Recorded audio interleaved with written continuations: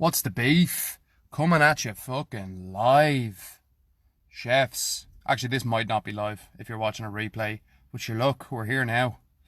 Train your weaknesses, not your strengths, if you want to get an incredible result, chef. That's what today's video is about. And this is something that not a lot of you probably won't think about when you're trying to make a lifestyle change by yourself. So for so many chefs, the standard operating procedure is, you get to a point where you want to lose weight, or you just constantly want to lose weight. You want to get your energy and motivation back, and you want to just create a bit more of an active life for yourself. But again, you go at it with this angle of, well, I'm just gonna start doing fitnessy stuff. You're not actually laying out a structure for how you should be living your life.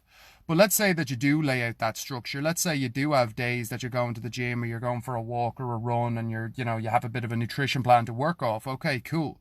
From there, then, the biggest mistake that you're going to make is sticking to your strengths and sticking to the things that you're comfortable doing.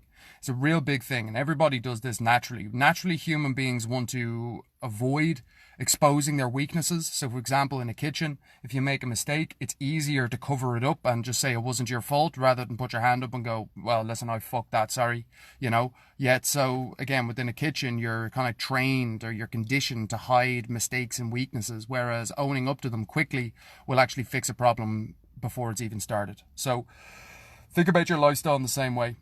It's like a link in a chain.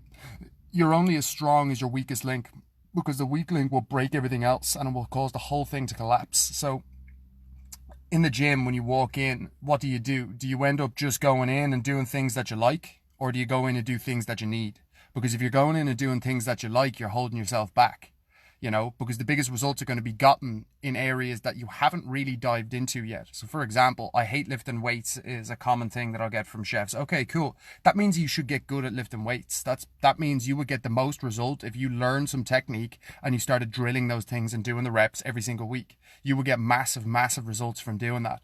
A lot of the chefs who I take in as for coaching, it's like they'll come in with this mentality of, I don't like the gym, and I don't like this, and I don't like that, which is all bullshit excuses and stories, to be honest. And that's the reality it is. It's a bullshit excuse and story. The shit works, so you need to figure out what you need to do to make it fucking work. And when you have this mentality of, I don't like doing that, that's fair enough. I understand you don't like doing it, but that doesn't mean you shouldn't do it. You should do the thing that you're not comfortable doing, because that's where you get the biggest result. So another thing would be running. My biggest pet peeve was running. I used to fucking hate running. I was always big into lifting weights, big into fucking playing rugby and powerlifting and shit like that, but I was never, ever, ever into running. And I started implementing it as part of my daily routine, and I started doing it every single morning, and I'd do a 2 or a 3K. It was a crazy distance, fuck no, but it was something that I could manage, and slowly but surely over time, I started feeling the benefits of running. For the first time in my life, I actually felt like I had fitness. I had cardiovascular fitness. I was like, Jesus, this is amazing. So with that in mind, it's like the biggest results I ever got, and the times where I grew the most always came from times where I decided to actually attack my weak points and not just focus on my strengths.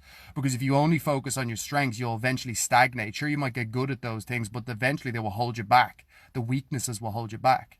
So whatever you're not comfortable doing, whatever you don't want to do, I suggest that you get good at doing that thing. At very least, get competent at doing it. It's so, so true. Jim, how are you? It's so, so true. If you're not comfortable doing that thing, get comfortable. The biggest thing I'll say to a lot of the chefs is, get comfortable being uncomfortable. You're not going to fucking change your life in your comfort zone. You're not going to change your life doing the things that you like doing or that you want to do. You're going to change your life by doing the shit that you don't want to do.